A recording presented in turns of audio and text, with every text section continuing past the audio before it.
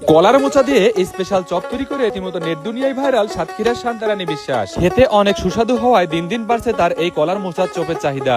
আজকে আপনাদেরকে দেখাবো এই কলার মোচা দিয়ে কিভাবে স্পেশাল চপ তৈরি করা হয় তার সম্পূর্ণ প্রসেস। মোচা এইভাবে ফুল রেখে ফুল নেওয়া যায়। এইভাবে মনে করেন কাটিয়ে বুটাটা বাদ দিয়ে এইভাবে ছিঁড়ে জলে ভিজাইয়ে এর ভিতরের থেকে এই বুটাটা কেটে বাদ দিয়ে এইভাবে কুচাই।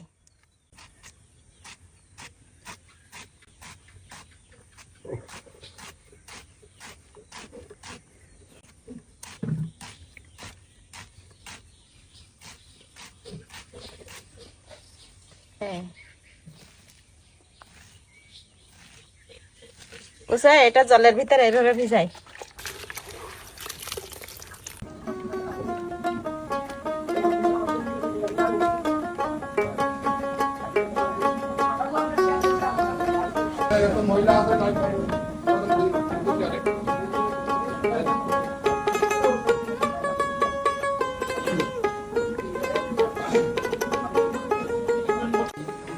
ভাই এগুলো কি তৈরি করতেছেন?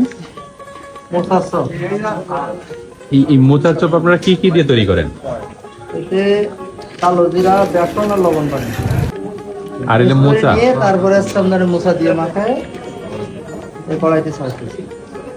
প্রতিদিন আনুমানিক কত পিস করে আপনারা এরকম তৈরি করতে পারেন বা তৈরি করেন?